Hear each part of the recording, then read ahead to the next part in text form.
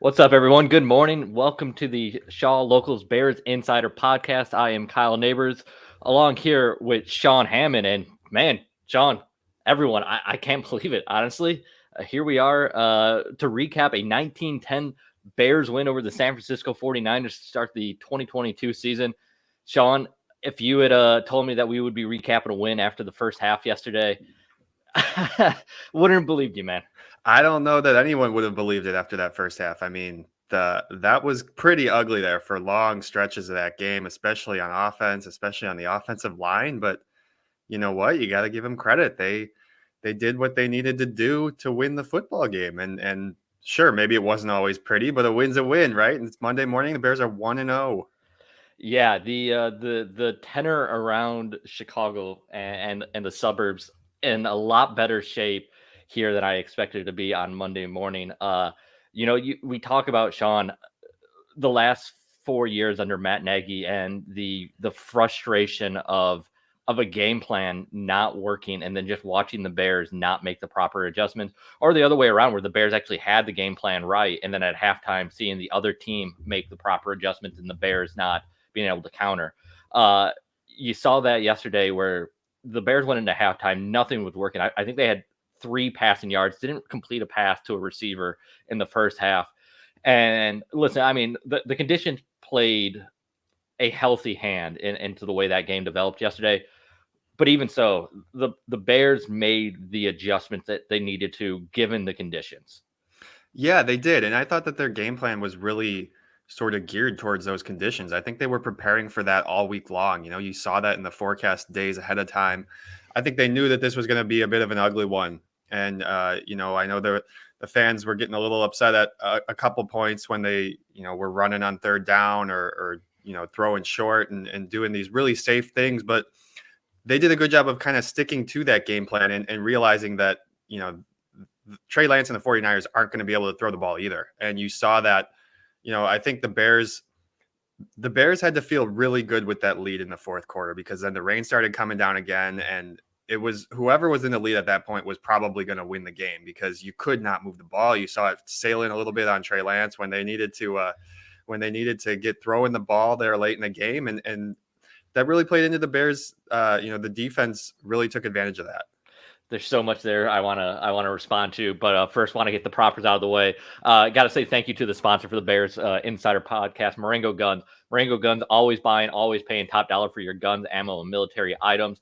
Come see the experts at Marengo Gun, open 9 a.m. to 7 p.m. 7 days a week. And of course, you can follow Sean on Twitter at Sean. Let's see, at Sean_Hammond. Follow me on Twitter at Kyle Nabors. You can find all of our content at shawlocal.com. Sean was busy working yesterday. Jake Barlson joined him down at Soldier Field, and that was a unique experience. That game. We've covered plenty of bad weather games over the years at Soldier Field. I can't remember a driving rain quite like we saw yesterday. No, that was super unique. That was especially for week one in September. That looked like a late November game when it's cold and rainy, but it was warm and it was coming down all morning. They had the field covered for a while up until just about 2 hours before the game. And normally when I get there 2-3 hours ahead of time, there's already some players out on the field who are, going through the motions, getting loose a little bit. They're not in uniform yet. They're just out there with their cut off t-shirts or whatever running around and they couldn't do that. So they had to prepare, back in the locker room or in the tunnel for a while until they took that tarp off the field and they were, shoveling water off the field before the game. They were squeegeeing it all over the place. Be honest with us. When you saw them take the tarp off the field and you saw the way that they were squeegeeing that water off the field, did you think like, oh, this is going to be a disaster? I mean, yeah, you knew exactly what kind of game this was going to be when you saw that. And, Eddie Jackson actually said it after the game. I asked him about the field conditions and he said, oh, I never played in anything like that in high school, college, pro. But then the follow-up question was, well, how did that grass hold up? And he actually surprised me a little bit when he said that the grass was actually all right. Like you didn't see, even though it was a swamp, you didn't see a whole lot of guys losing their footing or slipping or any like particularly huge divots in that field. The problem was just it was so darn wet. Yeah, you were in the press box after the game, so you had a much better view than most. But as that game ended, as Justin Fields and everyone was sliding, which by the way, that was a great moment. That was kind of might end up becoming kind of an iconic moment. If the Bears outperform expectations here, but the field looked like it. I expected it to be a muddy, just hellhole, I guess, is the best way I can describe it. But it looked like it held up pretty well. Yeah, you didn't see a lot of mud. You didn't. They weren't tearing out grass with their cleats and stuff like that. And you're right. That moment at the end, that was the perfect way to cap that win. Justin said he wasn't quite sure who came up with that idea. Probably one of the linemen, but they all looked at each other and said, "Oh yeah, we're gonna do that. We're gonna go sliding into the end zone." And that was just a really cool moment and pretty unique. And you're right. If this Bears team surprises some people and keeps winning a little bit here, that's going to be a really iconic. I feel like those photos are already iconic. I mean, that was a really cool and unique experience. Robert Phillips here checking in said, felt like Fields grabbed that game by the scruff of the neck. Yeah, it really did. And there were issues with Justin that we'll get into today, but overall, he made the plays when he needed to. And at the end of the day, you were looking at two quarterbacks that were drafted very highly in the first round last year. Justin had more experience, game experience, than Trey Lance, obviously, last year. And it showed for all of the ups and downs that we saw with Justin Fields last year. He looked like the more poised quarterback, the quarterback farther along in his development yesterday, Sean. Yeah, that's a great point. And the poise in the pocket and the ability to feel when that pressure is coming and escape. I know that the 49ers got Justin a couple of times. You expect that to happen. Braxton Jones got beat bad that one time, but really only once against Nick Bosa. And Justin just did a really good job of just creating. And you saw it obviously on that 51-yard touchdown, but there were a couple other examples too where he just took off and ran. Or he took off and got outside of the pocket and looked downfield and looked for a receiver down there, whether he was able to hit one or not. He was giving himself a chance. And I feel like that is exactly what you're saying, Kyle. He's got that feel for the game a little bit more now that he's got, what does he have? What did he have? 10 starts last year. He's got 11 starts, I think now, if you count this game under his belt. And Trey Lance is still fresh. He's still trying to get the feel for that. And you saw that a little bit. And certainly the weather didn't help there in the fourth quarter. Yeah, that's one thing. It's hard to read too much into one game. I always caution people that it takes 5 to 6 weeks in the NFL to know if a team is any good or not. And there's so many week one overreactions because we have 8 months of building up narratives in our heads of what we think things are going to look like. And when they don't, we overreact to them. And particularly in that setting, the weather. I mean, but Trey Lance looked frankly bad. I mean, it just did not look like things were clicking there, and it did for Justin most of that game. You talk about that 51-yard pass play, and yeah, it was a broken play, but there were some good things within that play that you like. One, I mean, just the fact, how many times have you seen something like that happen to the Bears, where a quarterback extends the play, it ends up being a busted play, and a wide receiver gets open. So one, it was nice to see that, but two was that Justin did a good job of seeing the field and realizing what he had there, not just tucking the ball and running, but keeping his eyes downfield, extending the play, and then making something of a broken play. Yeah, I mean, think about that. Dante Pettis is on the absolute far end of the field. Justin rolls out to his left, escapes some pressure. Pettis is all the way down on the right side. I mean, that's not easy to see in that moment, and it helped, of course, that there was nobody within 16 yards according to Next Gen Stats. That was the closest defender. So yeah, he had some time to put a little air under that ball and give his guy a shot. But that is the type of play that we're not used to seeing from Chicago Bears quarterbacks, and you love to see that in that situation. The Bears absolutely needed to get something going offensively, and that was a third down too. That was a third and long. So, if you don't make that play, you're punting it back to the 49ers and you're still scoreless. So that was a huge moment for them. And that was a game too, where you both touchdowns that Justin Fields threw in that game were wide open throws. And that's one of those things where this isn't to take away anything from his game, but like there weren't a ton of precision throws, and a lot of that was because of the weather conditions. And listen, you're going to take what the defense gives you, but like not only was Equanimous St. Brown wide open on that touchdown, that second touchdown, but Byron Pringle was wide open as well. Really a choice there. But he made the plays that were given to him, and both of them resulted in 6 points. It jump started the Bears offense, and it's what you wanted to see out of Justin Fields. And I think I said it on Friday when we were talking about this before the game, or maybe I said this on Shane's show. I can't remember. But we saw that a lot from Justin during training camp, is just taking what's open, taking what the defense gives you. And perfect example is I think the one time when he didn't really do that was that interception. He had Cole Kmet, I believe it was, in the flat going out to his right. It was pretty much uncovered, had a good 5-10 yard cushion. And Justin just wanted to make something happen there. So he pushed the ball downfield and threw it into coverage, and it got picked off.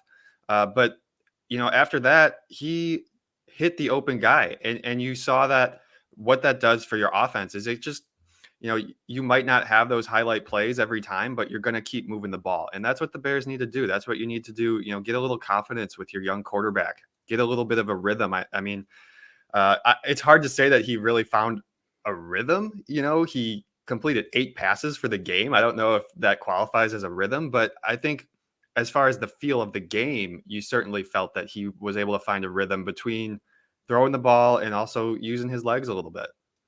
Yeah, definitely. Overall, the interception, I wanted to bring that up. That was, the one real negative, I think, the one blemish, because frankly, I mean, it was a bad interception, right? Did Justin have anything to say after the game? Was he asked about the interception? Yeah, he was asked about it, and that's exactly what he said. He said, I made the wrong read. I should have thrown it to Cole Kmet down in the flat. I was trying to do a little bit too much, threw into heavy coverage, and that's what happens sometimes when you do that.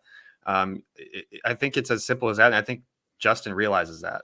Well, and we're not going to know this, but I would be really interested to find out. Was that a situation? There was 3 defenders in the area there. It was pretty much bracket coverage. It was the safety coming off the backside, I believe, that made the interception. And I wonder if he recognized the defense before the play and then just missed the safety coming across, or if the 49ers did a good job disguising the coverage and he didn't recognize the coverage pre-snap and know that safety was going to be there. So, that's something that they're not going to tell us. But that's kind of what I wonder coming out of that. Yeah, certainly. And certainly that's something that we can follow up on this week with Luke Getsy and with Justin. I'd have to go back and look at what exactly Justin said yesterday. But what I mentioned was kind of what stood out in my mind.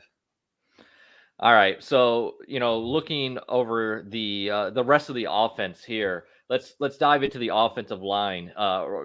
Let's start. Where do you want to start? Do you want to start at left tackle with Braxton Jones, or do you want to talk about the Lucas Patrick, Tevin Jenkins rotation that kind of surprised us? I see somebody's got a question about that, so maybe we can jump into the Lucas and Tevin rotation here. All right. So yeah, Robert Phillips also noticed that Lucas Tevin rotation. Wonder what the aim is there.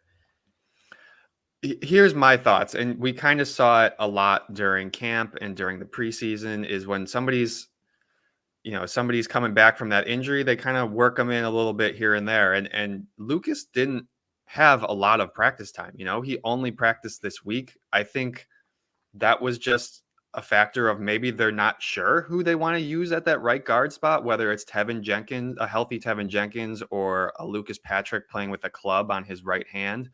And so they wanted to see a little bit of both of them. And that was a first opportunity for Lucas to get back and, get his legs under him, get back into game action without having to be out there every single snap for an entire game, because that can be exhausting, especially when you've only been practicing for 3 days or 4 days, whatever it was last week. That's kind of what I think. I don't know that they've made up their mind which one of those guys it's going to be moving forward.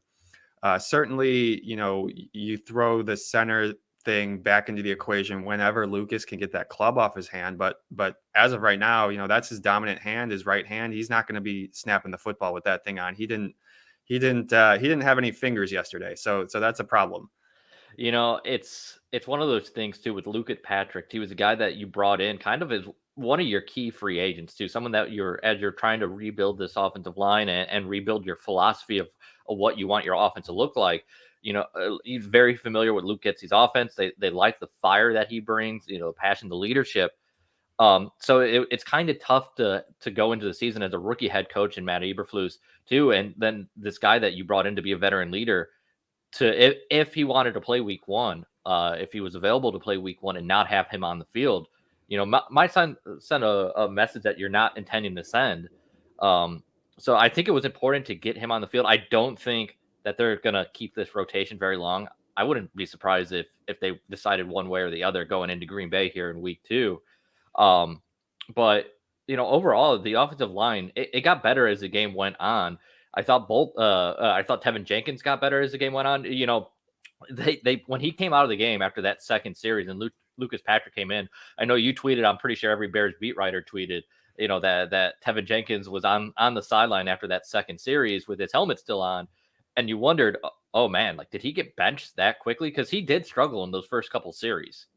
Yeah, and he did. He got beat real bad by Kinlaw on that one early sack in the game on the inside there. And just having watched the way that this coaching staff operates, and watched what they did during training camp with injured guys, it did not surprise me to see Tevin come back out. That's kind of one of the first things I thought. And when we saw Lucas go in there, that this was going to be a rotation every two possessions. And you're right. Maybe they probably do want to settle that, and maybe as soon as this Green Bay game this week. But so it wouldn't surprise me to see them do that. But now you got some film on both guys. You're right, Tevin. Other than that one bad play, there wasn't a whole lot that stood out to me as really bad moments for him. I thought he did a good job, the rest of the game, and he was able to do his job. And certainly you didn't really see Lucas Patrick stand out either with any glaring mistakes. You didn't see a lot of guys stand out on the offensive line, and that's not a bad thing. Like most That's of what the time, you want. Yeah. we don't want to notice the offensive line now. A couple positive things for the offensive line, not just for blocking scheme wise, but like when Justin Fields took that late hit that drew the flag. There was a lot of talk last year about offensive linemen kind of standing around and no one going down and picking up their quarterback. They did a good job. Everyone was around their quarterback at that point. No one, although I got a little worried that Cody Whitehair kind of got chippy a little late in that. I was worried he was going to draw a flag, but it seemed like a cohesive unit.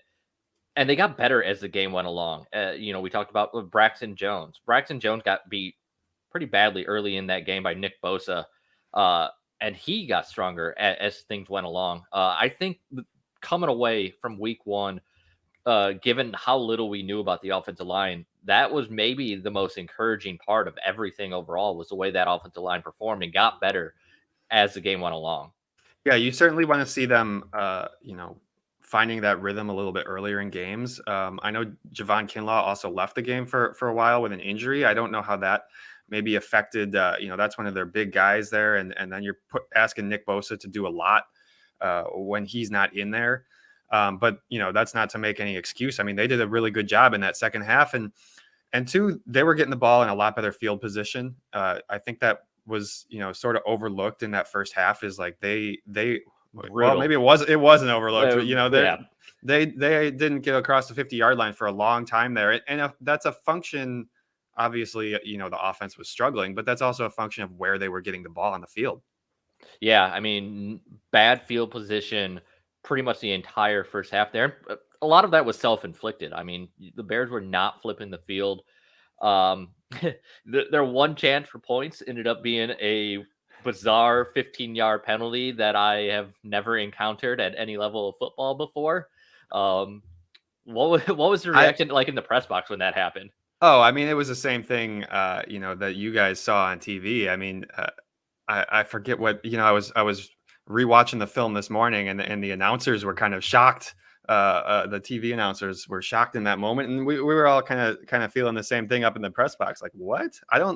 Did they show a replay of that on the game broadcast, Kyle?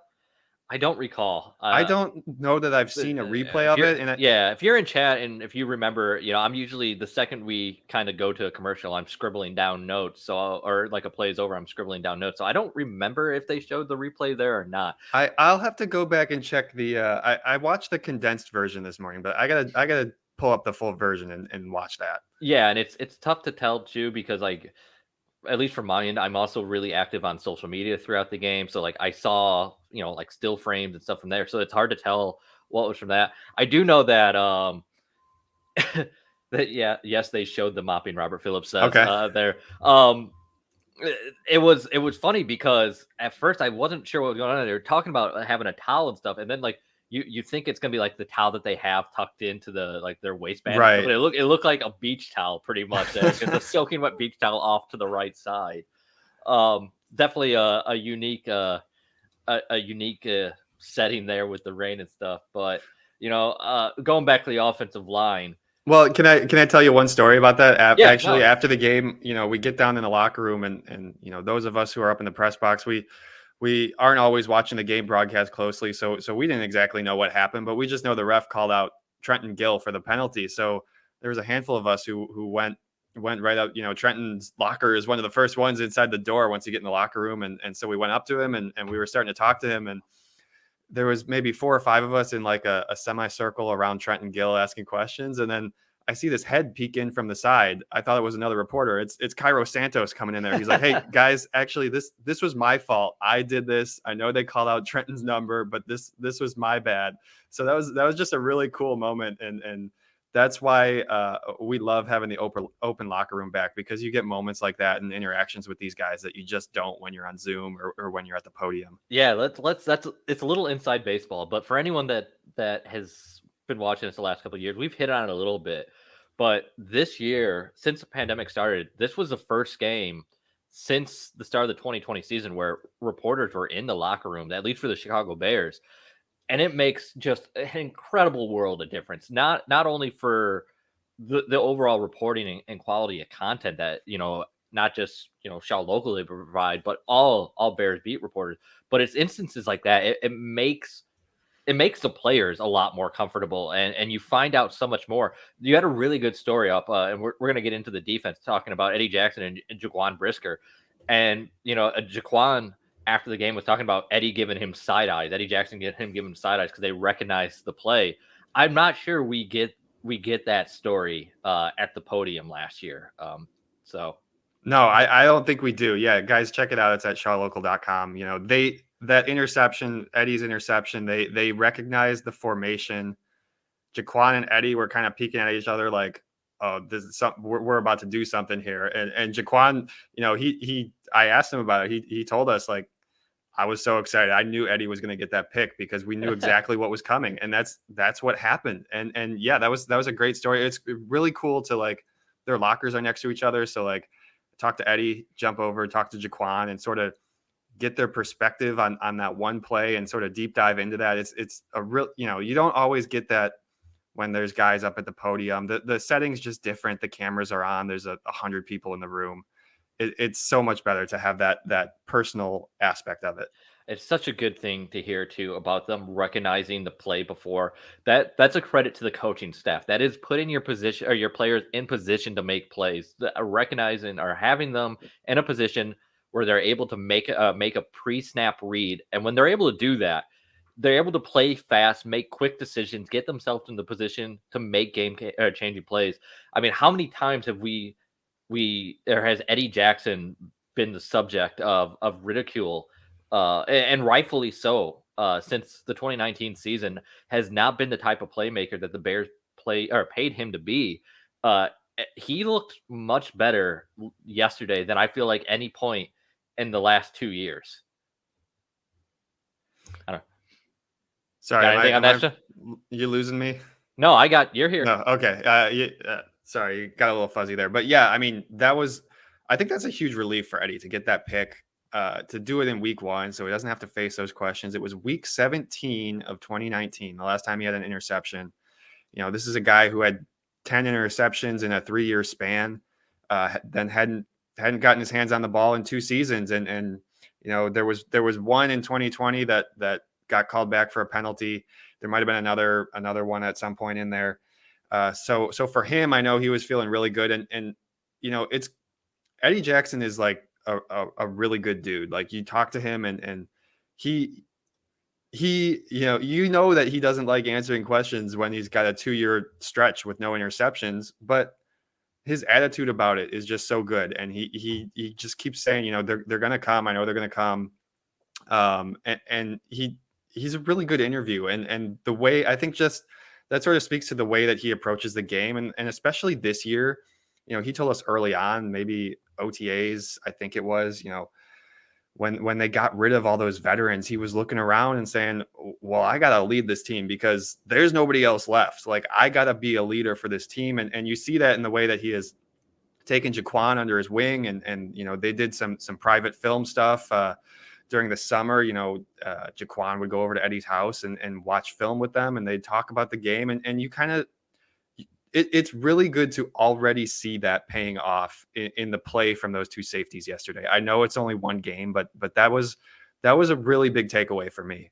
The defense overall looked really good. We talked in the preseason throughout the year that for all the question marks on the offensive side of the ball, and there are still some question marks on the defensive side of the ball, but I think everyone felt a lot more confident in where this defense was, that it was going to be a lot further along in this rebuild than the offense. Even so, that kind of exceeded my expectations yesterday. And it's hard to tell because of the weather conditions, how much of that was because of the weather and how much of that was the defense. But you look at the rookies really playing well yesterday. Kyler Gordon had a few moments. He got turned around and pass coverage a couple times, particularly early in that game. Jaquan Brisker played really well, and Robert Phillips here in the chat, which, by the way, if anywhere you're watching here, if you jump onto the YouTube stream, you can put your question in the chat for us here. We really appreciate any feedback we get. Helps us kind of shape the show and talk about or have an idea of what you guys would like us to discuss. Robert says, considering no first round draft pick, to have five impactful rookies starting is great. Yeah, as I said, Kyler had a couple moments there where he struggled, but overall, Kyler Gordon played well. Jaquan Brisker played well. Dominic Robinson, 1.5 snack. Already thinking about lunch. 1.5 sack debut.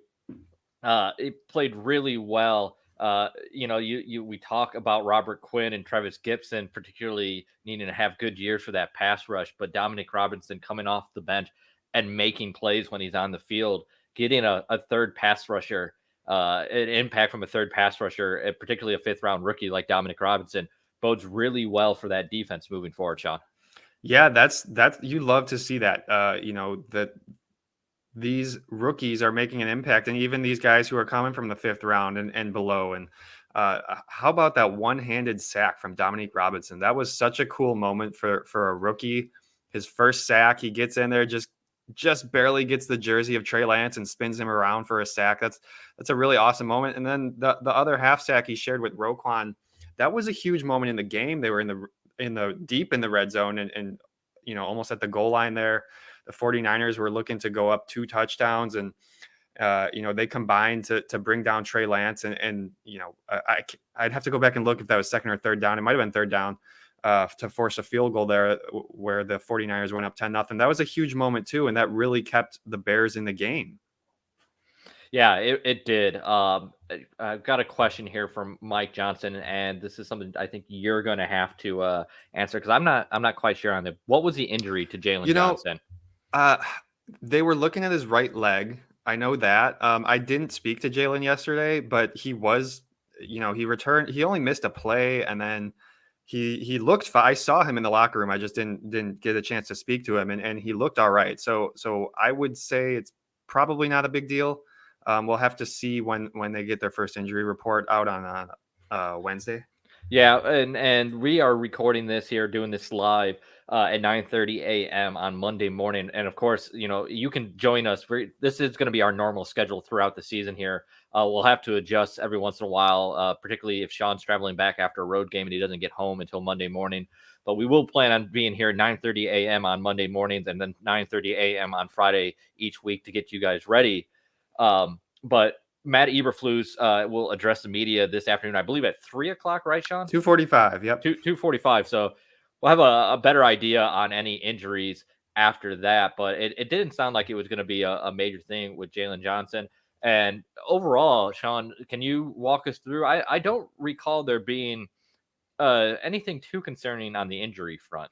No, there wasn't. The Bears, other than that moment where Jalen went out, that was a little bit scary, but they largely avoided injury, I believe. Nothing's Which really standing out. The which is only good for week one, particularly given the conditions. Yeah, and that's what I think that also speaks to, like, just the what we were saying earlier with the turf and the grass. Even though it was waterlogged, those guys they weren't, you didn't see them slipping, you didn't see them falling down.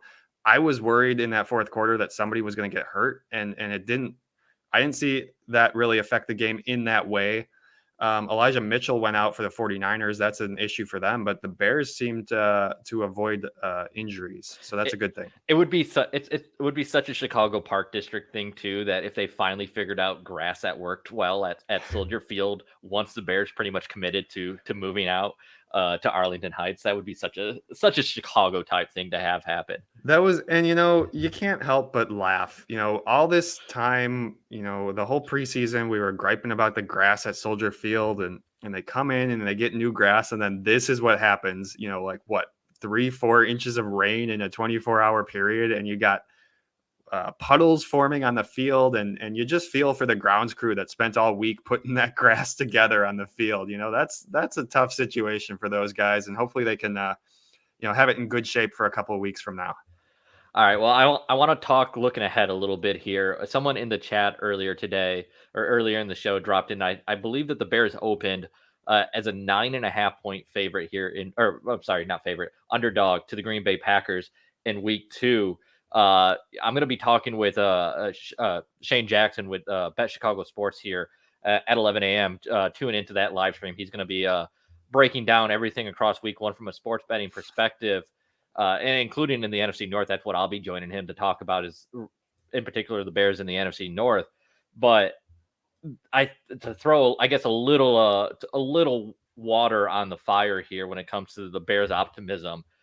Vegas obviously not buying the week 1 results of the Bears beating a team that a lot of people, including myself, thought could contend for a Super Bowl. And I do think that the 49ers will be in contention in the NFC at the end of the day.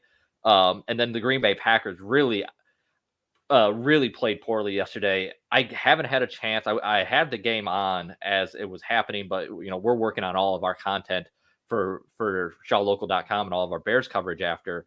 So I didn't have a chance to really dive into that Green Bay Minnesota game, but it did not go well for Green Bay. So you combine that with the Bears win, and still Vegas opens up as a 9.5 point Green Bay favorite here in week 2, shows that, maybe at least from Vegas is saying slow your roll. It's 1 week. Don't read into it too much is, I guess, what I'm saying, Sean. Yeah, I think that's absolutely what Vegas is saying. And you could make the argument that yesterday's win for the Bears was a little bit fluky with that weather. And they caught some breaks. The 49ers were penalized like crazy. They had a killer penalty on every one of the Bears' touchdown scoring drives. They had a penalty that gave them an automatic first down. And you saw the Bears, other than that weird towel penalty, and Justin Jones had a tough one on 3rd and 3 down near the goal line that led to a touchdown. Other than those 2 penalties, the Bears really didn't have a whole lot. I think they finished the game with 3 total. And they really took advantage of that. And you like to see that, of course, from a what looks like a pretty disciplined team under Matt Eberflus. But you're right. I also didn't get to watch the Packers-Vikings much. I certainly will go back and watch that game today or at some point here this week and get the lowdown on what exactly happened. But it didn't seem like a good start for the Packers. I don't know about you, Kyle. I kind of felt like this might be a slow start for the Packers just because they have so many new faces, particularly at receiver, who Aaron Rodgers is throwing the ball to. And I know they were without Allen Lazard yesterday. This is a team that I could see sort of finding its stride 3, 4, 5 weeks into the season. And maybe, maybe that is an opportunity here for the Bears to catch them while they're still sort of working out the kinks. Yeah, that was one thing I talked about. And I think I noted it in our prediction that we had posted to shawlocal.com. This goes for the same one. What I'm referring to, the 49ers here. I thought if you were going to catch the 49ers, catching them in week 1 with Trey Lance making his first start on the road. And at that time, I said, potentially without George Kittle, that came to pass. George Kittle didn't suit up in week 1, was the right time to catch the San Francisco 49ers. The same thing with Green Bay, obviously out of sync in week 1. Now, I will caution, the Packers also played terrible week 1 last year. I think everyone kind of was wondering if that was a sign of things to come. And then the Packers obviously played much better moving forward. But yeah, losing Devontae Adams clearly had an impact yesterday. Aaron Rodgers was kind of forcing the ball when I was watching as they got behind. He was frustrated. I think that the Bears have an opportunity this week, but yeah, you are right. I mean, the 49ers did things yesterday to hurt themselves. The penalties, I don't know. I tweeted it too. At some point, Trey Lance missed a wide open, I believe it was Tyler Kroft on the left sideline. All he had to do was put a little more under the ball, and Tyler Kroft catches that and walks in for 6 points. Trey Lance, like we were talking about earlier, he did not play well yesterday. And Mike Johnson here, I see this in the chat now. Mike Johnson said, "How long will Trey Lance run in the ball?" He took a beating. Roquan Smith at one point really popped him. I mean, hit him hard. I did not think Trey Lance was going to get up from that hit because he went down pretty much his face mask right into that soggy field. Yeah, Trey Lance cannot take hits like that. But I thought a credit to the Bears defense too, for the most part. Really good job of containing him and making him pay when he did not get down. Yeah, he missed that one deep ball that you were mentioning there, Kyle. I did think he had some moments, where he made a couple of nice throws. There was the one play where I think it was Jawan Jennings got sort of lost in coverage. I think Kyler Gordon was initially on him. It's hard to know whose fault that was, and Lance threw a good ball. I think Kyler went behind a safety on that. Like he hesitated as almost as if he was handing the receiver off to the safety. Yeah. And then they both kind of stood there for a second, and then Kyler trailed him across the field. At that point, it was just enough time for him to get wide open down there. And so I guess, having, going back and rewatching the game, I felt like it was not a terrible game from Lance, given the fourth quarter was ugly, but I kind of throw that out because that was like, they were playing in a swimming pool. But, there were good moments and bad. I can certainly see the promise. And Mike's right with his comment. You don't want him taking those hits, especially when you got Roquan on his back. That's not a good situation. I think we saw Justin did a really good job of sliding when he needed to slide. And it looked to me like he was getting a lot lower than he used to on his slides. I don't know if that's a conscious thing or if that was just because he was sliding 5 yards in the wet field. But he did a good job of sliding when he needed to. And that could just be another thing like we were talking about before when, Justin has more starts under his belt and Trey is still basically a rookie and he's going to have to learn those things on the fly a little bit. All right. I think we've caught up on all the questions we have in the chat so far, heading towards the 40-minute mark. So we're going to wrap up here pretty soon.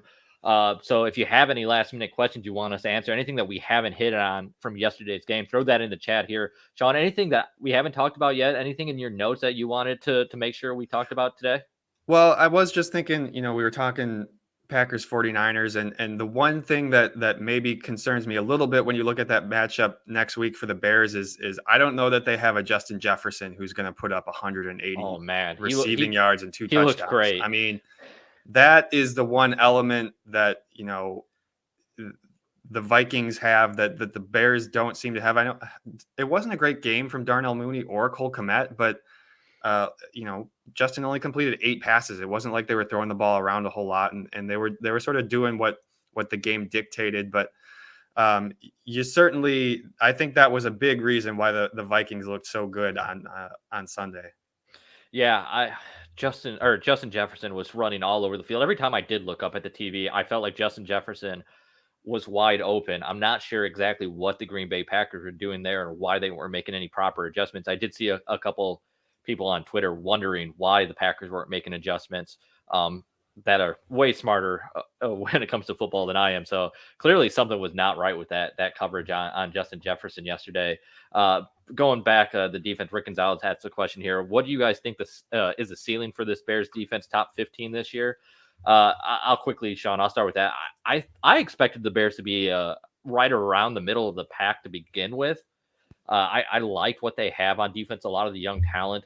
Yeah, they losing Khalil Mack, losing Eddie Goldman, losing Akeem Hicks were definitely downgrades. But I thought it was an ascending defense in terms of the young talent. They will miss those guys. I think a defense in that 12 to 15 range is kind of what I expected yesterday or before yesterday. I don't raise my expectations after yesterday. I think that just kind of confirmed where I expect this team. I think that is an attainable goal. I think this team could be a top 15 defense, certainly.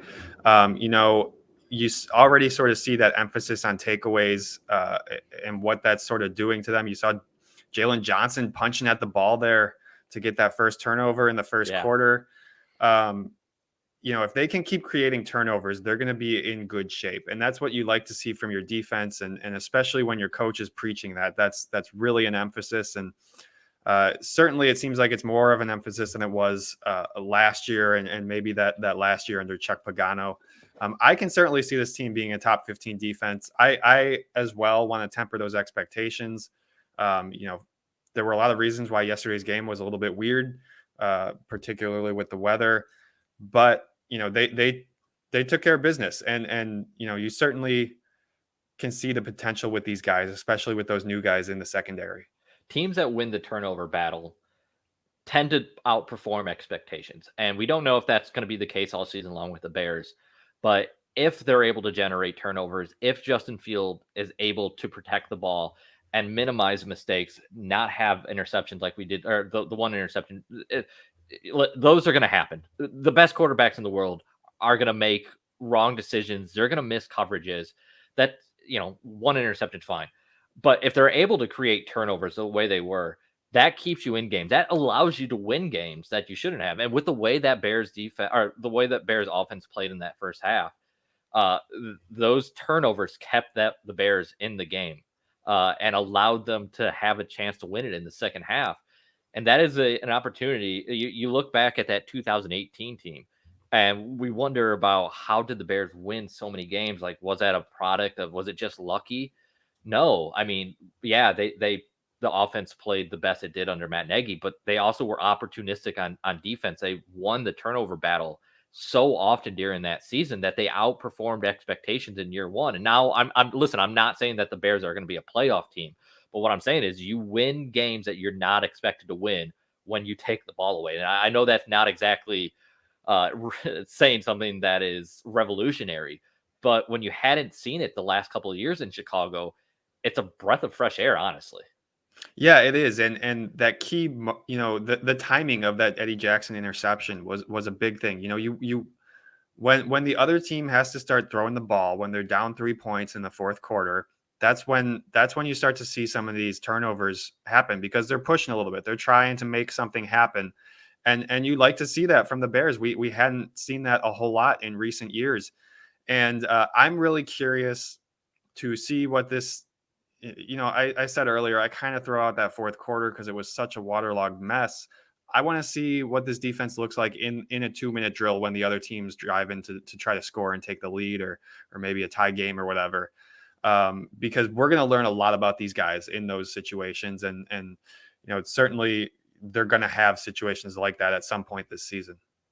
Mike Johnson asks, what's the prognosis on Velus Jones, rookie wide receiver out of Tennessee? Obviously, a player that could help the offense stretch the field, will be big on special teams. Did not suit up yesterday, Sean.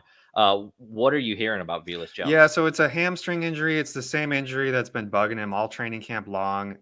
He's been in and out of the lineup. So it seems sort of like one of those nagging things. And you never want your speedster to have a hamstring injury like that or a quad injury. Those are always rough on those guys who utilize that speed.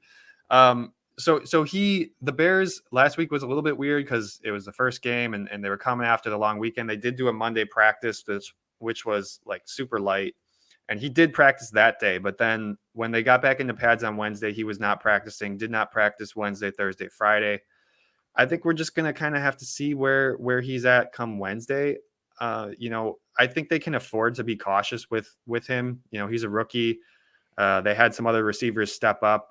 Dante Pettis had a good game. Byron Pringle caught a nice pass at one point. I don't think there's any reason to rush him back. I do expect to see him, though, in the near future, assuming that this is something that is going to go away eventually. It was really, really good to see how healthy the Bears were going into week one, because it felt like during the preseason and throughout training camp, there were a lot of maybe not obviously significant injuries, but a lot of guys missing time. And then we got to the last week into that first week of practice, and that injury report hit on Wednesday for the first time. And if you followed along throughout the preseason, Matt Eberflus was really adamant that he wasn't going to give injury updates until he absolutely had to at week one on that Wednesday. And when that first injury report came out, and I believe only Velus Jones and Dominique Robinson were the only two on, I want to say all 3 days, Fridays or Wednesday, Thursday, Friday. That was a really good sign going into the season. Only having 2 injuries on your main roster after the NFL preseason is difficult. And then they come out of that game in really healthy shape too. I mean, you saw it's the NFL. Teams lose guys every week. We saw in the Sunday night game, Dak Prescott leave. Jerry Jones said after that it looks like he's going to have surgery and it's going to be out for quite a while. Across the league, significant injuries. It happens. It's a part of the football. But it's a good sign moving forward that the Bears came into that game almost completely healthy and they left it almost completely healthy. Yeah, that's a great sign. And I keep an Excel sheet with the injury reports every week because sometimes we kind of forget, oh, so-and-so was hurt. What week? What was that? You have to go back and look. And so I kind of log these things, and I opened it up to do the first one last week. I was doing my week 1 injury log, and I looked back at last season, and they had a dozen guys on the injury report that first week of practice last year before that Rams game. They wound up with 7 guys questionable heading into that game and 1 guy doubtful. It was just, you were starting, you're already behind when you're starting in a situation like that. So it's really good to see the Bears are healthy right now. And yeah, I mean, they escaped yesterday pretty healthy too. Rick here asks, why do you think Monty struggled so bad and Herbert shined? Khalil Herbert, I believe, finished with 9 carries, 45 yards, and a touchdown, I want to say. David Montgomery, I'm doing this offhand. I don't have the box. Yeah, no, that was exactly right. You're good. I've looked at the box score enough that I should have it memorized. I want to say it was 17 and 28 for David Montgomery. 26. Yep. 26. 17 and 26. Yeah. So, Khalil Herbert looked good out there. I don't feel like David Montgomery really struggled as much.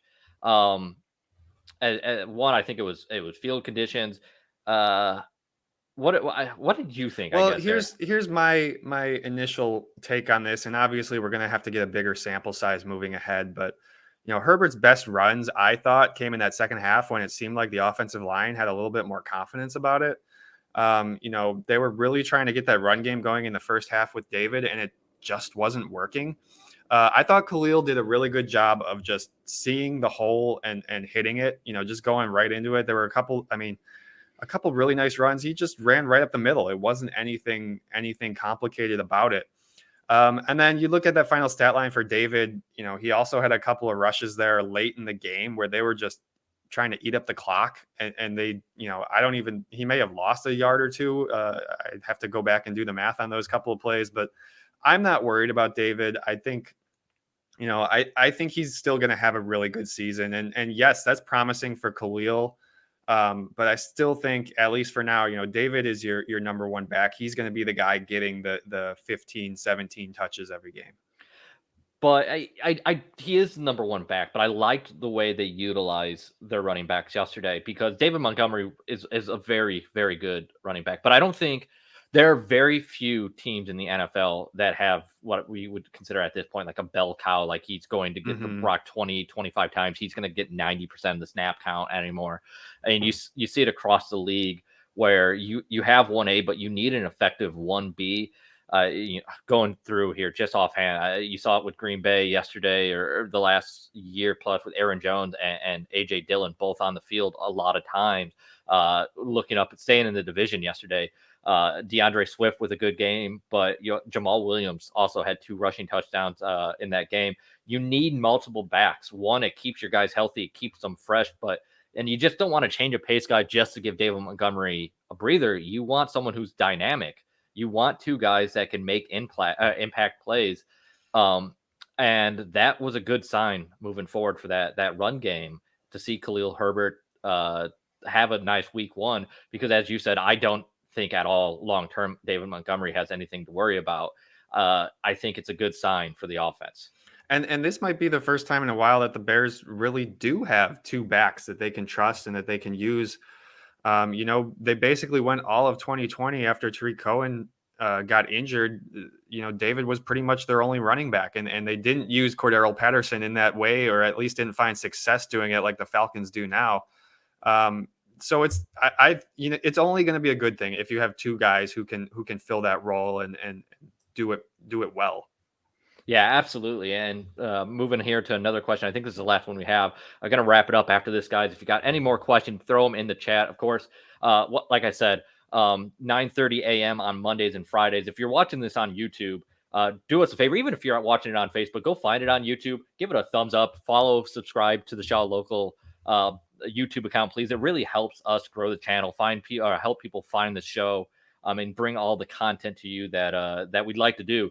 So, and it's working, guys. We got sponsors and stuff now. we do, yeah. It is, yeah. See the little scan me code in the bottom right corner there. Yeah, help us out. Give a scan there. Check that out. One final question though, I think here. Like I said, if you have anything else, throw it in. We'll try and get to it. Bill Hogue had said, Dominique ascendants make Quinn expendable, referring to Dominique Robinson and Robert Quinn on the defensive side here. As I was saying earlier, 1 week, don't overreact. It's nice to see Dominique Robinson get off to a good start. But the thing here, and I don't want to get ahead of myself, but if the Bears are better than maybe we anticipated, and we have not a huge reason to believe yet, but it was a good start against what we expect to be a good team.